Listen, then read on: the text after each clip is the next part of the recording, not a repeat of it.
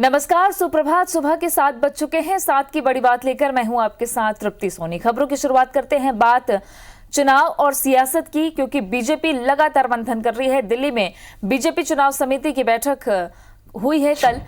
बैठक में मध्य प्रदेश की 28 सीटों पर मंथन हुआ है। प्रधानमंत्री नरेंद्र मोदी, अमित शाह भी इस बैठक में मौजूद रहे। जेपी नड्डा भी बैठक में मौजूद रहे और सीएम शिवराज सिंह चौहान बैठक में शामिल हुए हैं। बीजेपी मुख्यालय में बैठक हुई, सीटों पर मंथन किया गया है। बिहार समेत मध्य प्रदेश में जो उपचुनाव होने वाले हैं, इन पर मंथन किया प्रधानमंत्री नरेंद्र मोदी, गृह मंत्री अमित शाह, संगठन के बड़े नेता और साथ ही मध्य प्रदेश के मुख्यमंत्री शिवराज सिंह चौहान इस बैठक में शामिल हुए। नवीन सिंह हमारे सहयोगी ज्यादा जानकारी के साथ जुड़ रहे हैं। नवीन, क्या लिस्ट आ सकती है? मंथन कल हुआ और क्या आज लिस्ट आ सकती है प्रत्याशियों की?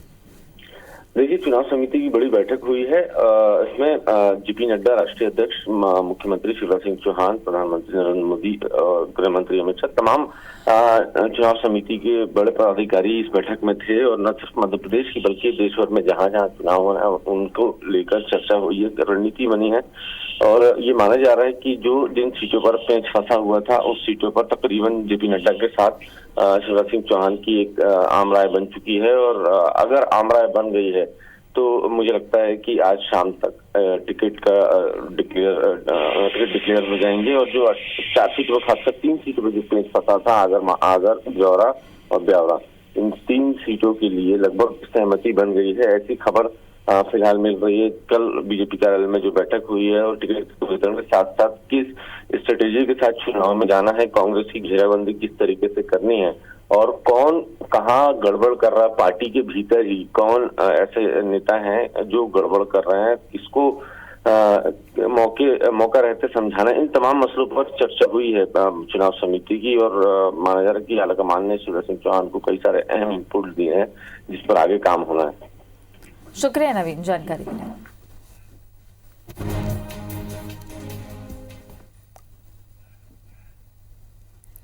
और इधर कांग्रेस में मंथन होगा 4 सीटों को लेकर। कांग्रेस चुनाव समिति की बैठक है आज दिल्ली में। कांग्रेस चुनाव समिति की वर्चुअल बैठक होगी।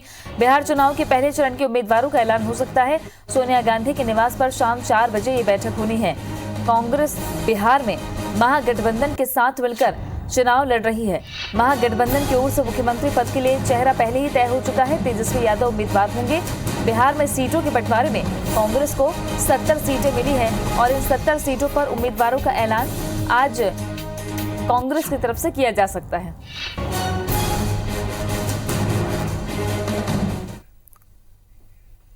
आज भोपाल में बीजेपी का मंडल सम्मेलन है। बीजेपी राष्ट्रीय और एमपी के बड़े नेता इसमें शामिल होंगे।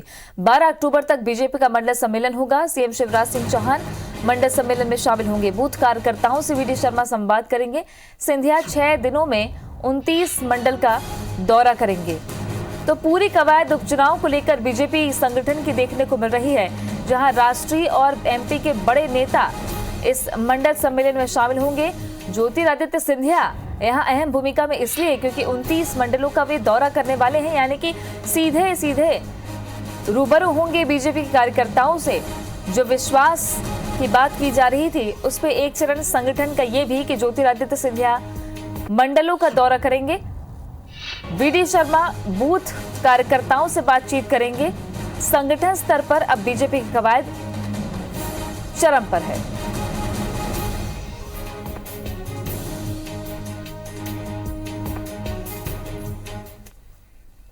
और इन सारी कवायदों के बीच एक मंत्री का वीडियो वायरल हुआ है। मंत्री बिसाहुलाल सिंह का वीडियो वायरल हुआ है। नोट बांटते हुए देखे गए हैं। बहरहाल IBC 24 इस वीडियो की पुष्टि नहीं करता है, लेकिन आप तस्वीरों में देख सकते हैं कि मंत्री बिसाहुलाल सिंह, जो अनूपपुर से संभावित प्रत्याशी बीजेपी के अभी बताए जा रहे हैं, जो हाथ में नोट लिए नोट बांटते नजर आ रहे हैं। इस वायरल फोटो की IBC 24 पुष्टि नहीं करता है, लेकिन जैसे जैसे उपचुनाव नजदीक आ रहे हैं वैसे वैसे ऐसे मुद्दे भी सियासत के लिए एक बड़ा केंद्र बने हुए हैं, जिसमें मंत्री बिसाहुलाल सिंह नोट हाथ में लिए हुए, एक हाथ में नोट की गड्डी है, दूसरे हाथ में सिंगल नोट, जो लोगों को बांटते नजर आ रहे हैं। और ये फोटो वायरल हुई है। इस तस्वीर की IBC 24 पुष्टि नहीं करता है।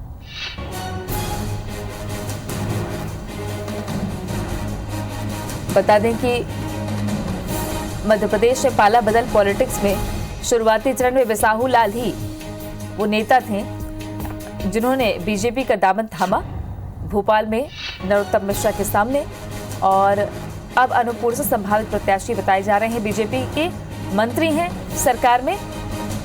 नोट बांटते हुए इनका वीडियो वायरल हुआ है और इस तस्वीर की पुष्टि IBC 24 नहीं करता।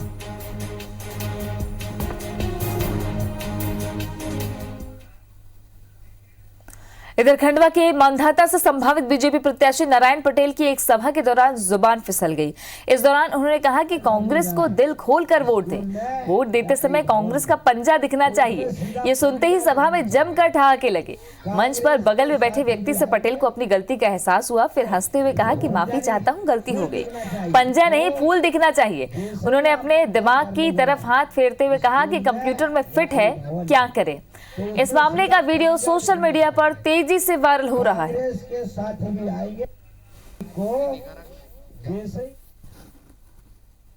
स्कूल में या कोई भवन में तो उसमें सीधा पंजा दिखना चाहिए।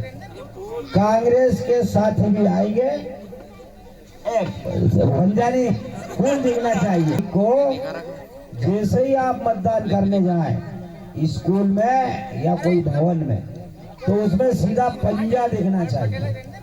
कांग्रेस के साथी भी आएंगे, पंजा नहीं। तो ये राजनीति का रट्टम रट्टा है, क्या करे, दिमाग में फिट है, ये नारायण पटेल कह रहे हैं। बहरहाल अनूपपुर से बीजेपी के संभावित प्रत्याशी बिसाहू लाल सिंह को पद से हटाने के लिए कांग्रेस ने चुनाव आयोग को पत्र लिखा है।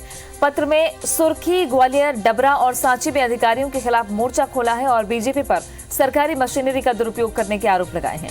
पत्र में जिक्र है कि खाद्य मंत्री बिसाहू लाल पद का दुरुपयोग कर रहे हैं। इसके अलावा सुर्खी में निष्पक्ष चुनाव के लिए 9 अधिकारियों को दूसरी जगह ट्रांसफर करने की बात भी कही गई है। ग्वालियर विकास प्राधिकरण के अधिकारी, जिला रायसेन के नापतौल विभाग के निरीक्षक, डबरा में महिला बाल विकास विभाग के जिला कार्यक्रम अधिकारी राजीव सिंह को तत्काल प्रभाव से स्थानांतरित करने की मांग की गई है।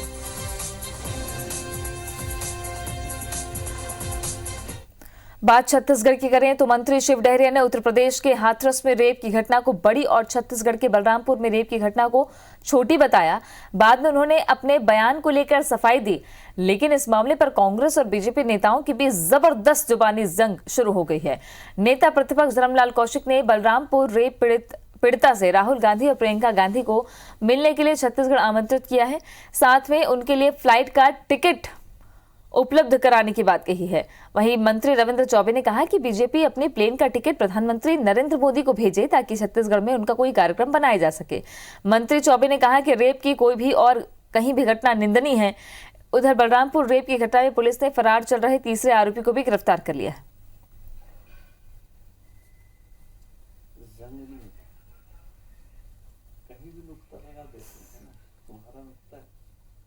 हमारे यहाँ जो घटना हुई वो इस तरह की घटना नहीं है, और इतनी बड़ी घटना हुई है हाथरस में। रमन सिंह जी ट्वीट क्यों नहीं कर रहे हैं? रमन सिंह जी का जबान क्यों बंद है? उनको ये जवाब देना चाहिए। हाथरस में जो घटना हुई क्या वो अच्छा हुआ है? उसके लिए वो ट्वीट नहीं कर रहे हैं। और एक छोटी घटना कोई हो गई बलरामपुर में, यहाँ छत्तीसगढ़ में, वो सिर्फ छत्तीसगढ़ सरकार की आलोचना के अलावा दूसरा कोई काम नहीं कर रहे हैं। मेरे आज के पत्रकार वार्ता में जो बातें आई है उसको जिस तरह से प्रस्तुत किया जा रहा है वैसा कुछ नहीं। मैंने दुष्कर्म की घटना को छोटी घटना नहीं कहा है। दुष्कर्म की घटना हमेशा बड़ी घटना होती है, और मैंने दुष्कर्म के बाद हुए घटनाक्रम के संबंध में अपने विचार व्यक्त किए थे। दुष्कर्म के संबंध में अपने विचार व्यक्त नहीं किए थे। हम चाहते हैं कि राहुल गांधी जी, प्रियंका जी यहाँ आए, पीड़ित परिवार से जाकर के मिले, और मिलने के बाद में यहाँ पर वो सरकार को निर्देशित करे कि इस प्रकार की घटना में कैसे रुकेगी, कैसे उसकी पुनरावृत्ति ना हो, इस पर विचार करे। और यदि बोलेंगे तो टिकट की बात है तो अपन लोग प्लेन की टिकट भिजवा देंगे। आप ये प्लेन की टिकट वो अपने प्रधानमंत्री जी को दें ताकि उनका भी आने का कार्यक्रम बन जाए, नंबर 1। और नंबर दूसरी बात है, घटनाएं कहीं भी हो, निंदनीय घटनाएं हैं। रेप को लेकर छत्तीसगढ़ के मंत्री शिव डहरिया के विवादित बयान पर बीजेपी ने रायपुर में प्रदर्शन किया। जिले के बीजेपी अध्यक्ष श्रीचंद सुंदरानी के नेतृत्व में सैकड़ों कार्यकर्ताओं ने मरीन ड्राइव से मंत्री डहरिया के सरकारी बंगले तक जाने के लिए पैदल मार्च निकाला, लेकिन पुलिस ने बीजेपी कार्यकर्ताओं को बंगले से दूर बैरिकेड्स पर ही रोक लिया। इससे पहले मंत्री के इस्तीफे की मांग को लेकर सड़क पर बैठे श्रीचंद सुंदरानी ने कहा कि मंत्री डहरिया का बयान अशोभनीय और निंदनीय है। उन्होंने कहा कि कांग्रेस हमेशा रेप के मुद्दे पर दोहरा रवैया अपनाती है। बीजेपी कार्यकर्ताओं ने मंत्री डहरिया के मानसिक स्वास्थ्य लाभ की कामना के लिए पुलिस को गेट वेल सून कार्ड सौंपे हैं। जो व्यक्ति छत्तीसगढ़ की बेटियों का अपमान करे, जो मंत्री छत्तीसगढ़ की बेटियों के मामले में इस प्रकार की घृणित बातें करे, ऐसे मंत्री के शब्दों की हम कड़े शब्दों में निंदा करते हैं और भूपेश बघेल से मांग करते हैं कि तत्काल इसको हटाया जाए। हाथरस कांड को लेकर आज छत्तीसगढ़ में मौन प्रदर्शन होने जा रहा है। कांग्रेस नेता और कार्यकर्ता मौन प्रदर्शन करेंगे। मौन सत्याग्रह होगा। छत्तीसगढ़ के सभी जिलों में कांग्रेसी सत्याग्रह करेंगे। मौन सत्याग्रह इसलिए भी कि हाथरस पहुंचने से पहले प्रियंका गांधी के साथ दुर्व्यवहार का आरोप लगाते हुए कांग्रेस से पहले ही मोर्चा खोल रखा है और अब हाथरस की घटना को लेकर छत्तीसगढ़ के सभी जिलों में कांग्रेस के कार्यकर्ता मौन सत्याग्रह करने वाले हैं। राजेश राज हमारे सहयोगी ज्यादा जानकारी के साथ में जुड़ गए हैं। राजेश, एक तरफ हाथरस मामले की पूरी जांच चल रही है, सीबीआई जांच के आदेश दे दिए गए हैं, लेकिन सियासत भी चरम पर है। छत्तीसगढ़ तक आज इसलिए एक तरफ मंत्री का बयान तो जो है वो बड़े बेआबरू होकर किसी की आबरू को छोटा या बड़ा बता देते हैं और दूसरी तरफ कांग्रेस यहाँ मौन सत्याग्रह करने जा रही है। जी बिल्कुल, देखिए जब से घटना सामने हुई है तब से कांग्रेस लगातार इस मुद्दे पर मुखर रही है, चाहे वो केंद्र की कांग्रेस रहे या फिर राज्य सरकार में भी कांग्रेस की बात करे। लेकिन जिस तरह से हाथरस की पीड़िता के पास जाने के दौरान राहुल गांधी को रोका गया, प्रियंका गांधी को रोका गया, उसको लेकर के पूरे प्रदेश में अब कांग्रेस मुखर रूप में है और इस घटना को विपक्ष की आवाज़ दबाने की केंद्र सरकार की कोशिश करार करते हुए उन्होंने पूरे प्रदेश भर में आज मौन विरोध करने का ऐलान किया है। प्रदेश के हर जिले में महात्मा गांधी की मूर्ति हो या फिर बाबा साहब भीमराव अंबेडकर की मूर्ति हो, उसके नीचे प्रदर्शन किया जाएगा और जिले स्तर पर जो भी छोटे बड़े नेता मौजूद रहेंगे सभी बड़ी संख्या में वहां जाकर के अपना विरोध दर्ज कराएंगे। ये आज कांग्रेस ने ऐलान किया है। लेकिन जिस तरह से हम देख रहे हैं कि पूरे घटनाक्रम पे पक्ष और विपक्ष की राजनीति है, उसी विपक्ष की राजनीति के तहत बीजेपी ने भी प्रदेश में एक बड़ा ऐलान किया है और उसका कहना है कि चूँकि प्रदेश में बलरामपुर की घटना हुई और मंत्री ने जिस तरह से बयान दिया कि यहाँ रेप की घटना छोटी घटना है, हाथरस की घटना को बड़ी बताया, उसके विरोध में बीजेपी ने भी आज पैरेलली एक विरोध प्रदर्शन का ऐलान किया है। हर जिले में बीजेपी की तरफ से, जिलाध्यक्ष की तरफ से कांग्रेस सरकार का पुतला दहन किया जाएगा और ये मांग की जाएगी कि जिस तरह से मंत्री ने जो महिला के सम्मान के विरोध में बयान दिया और प्रदेश की जो कानून व्यवस्था लचर हो चुकी है उसको सुधारा जाए। तो कह सकते हैं कि बेटी के नाम पे प्रदर्शन हर राजनीतिक दल कर रहा है, लेकिन कहीं ना कहीं बेटी के नाम पे राजनीति करने की भी कोशिश की जा रही है। जी शुक्रिया आपका जानकारी के लिए राजेश। यूपी के हाथरस और एमपी के नरसिंहपुर में दलित महिला से हुए गैंगरेप के मामले को लेकर सियासत गर्म है। नरसिंहपुर के चिचली थाना क्षेत्र में 35 साल की दलित महिला से गैंगरेप और सुनवाई नहीं होने पर पीड़िता के सुसाइड के मामले में मध्य प्रदेश कांग्रेस आज प्रदेश भर में प्रदर्शन करेगी। कांग्रेस प्रदेश के सभी जिला मुख्यालयों में आज महात्मा गांधी और बाबा साहब अम्बेडकर की प्रतिमा पर मौन धरना देने जा रही है। नवीन सिंह हमारे सहयोगी फोन लाइन पर जुड़ गए हैं ज्यादा जानकारी के साथ। नवीन, छत्तीसगढ़ में तो कांग्रेसी मौन सत्याग्रह कर ही रहे, लेकिन एक सूत्रीय जहां मध्य प्रदेश में भी अब मौन धरना। बिल्कुल, मध्य प्रदेश कांग्रेस कमेटी ने भी तय किया है कि पूरे मध्य प्रदेश के हर जिला मुख्यालय में मौन धरना होगा और तकरीबन 12 बजे से 1 बजे के बीच में सभी कांग्रेस के पदाधिकारी अपने अपने जिला कांग्रेस कमेटियों के पदाधिकारियों के साथ, कार्यकर्ताओं के साथ मौन धरने पर बैठेंगे और ये एक तरीके से विरोध है देश की सरकार के खिलाफ जिस तरीके से ज्यादती हो रही है और खासकर ये सब विरोध करने पर कांग्रेस के कार्यकर्ताओं के साथ जिस तरीके से कांग्रेस के कार्यकर्ताओं, कांग्रेस के पदाधिकारियों के साथ जिस तरीके से गलत व्यवहार, बुरा व्यवहार हो रहा है, तो उसको लेकर हम मौन धरना देंगे और ये सांकेतिक विरोध है और ये बताने की कोशिश कांग्रेस पार्टी करेगी कि मध्य प्रदेश ही नहीं पूरे देश भर में कांग्रेस पार्टी एकजुट है, एक साथ है और सरकार के खिलाफ वे सरकार की गलत नीतियों के खिलाफ आवाज आगे भी बुलंद करते रहेंगे। शुक्रिया नवीन जानकारी के लिए। आज पीसीसी चीफ कमलनाथ दतिया जिले के भांडेर दौरे पर जाएंगे। भांडेर में पूर्व सीएम कमलनाथ सभा को संबोधित करने वाले हैं। कांग्रेस प्रत्याशी के लिए कमलनाथ वोट मांगेंगे। भांडेर से फूल सिंह बरैया को कांग्रेस ने टिकट दिया है और चुनौती इसलिए भी क्योंकि पिछले दिनों जो वीडियो वायरल हुआ था उस पर कई सवाल खड़े हुए थे। आज पीसीसी चीफ भांडेर के दौरे पर रहने वाले हैं, जहां चुनावी सभा को संबोधित करेंगे।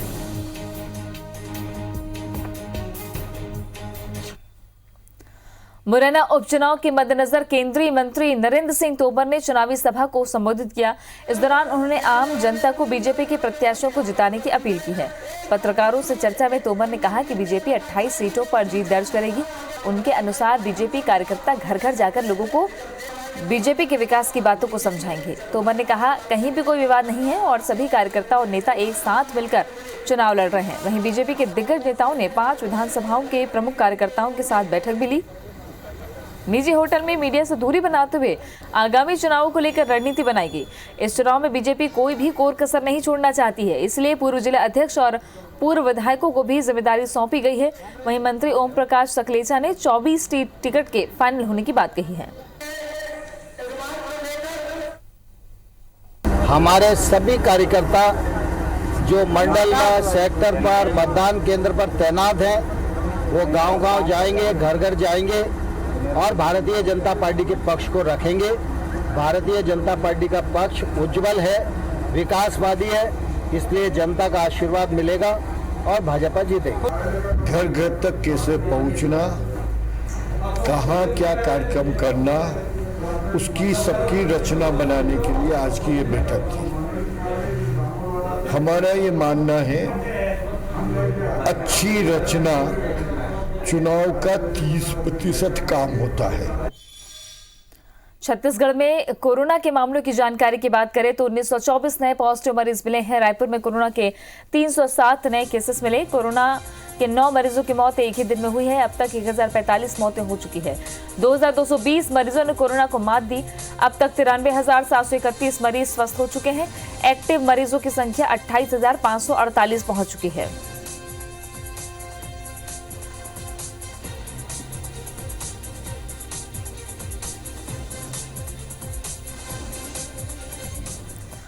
कोरबा पुलिस ने एक बार फिर लूट की सनसनीखेज वारदात को घटना के 15 घंटे के भीतर सुलझाने में सफलता हासिल की।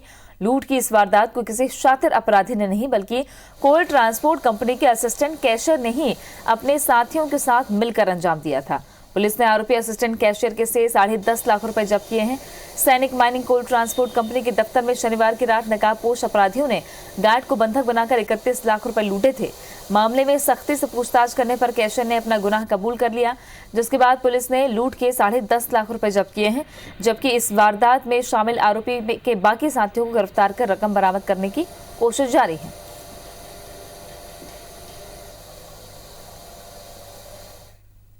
और इसी के साथ साथ की बड़ी बात में आज के लिए बस इतना ही। आगे देखिए छत्तीसगढ़ी भाषा में खबरों का बुलेटिन हमर बानी हमर गोठ श्रवण के साथ।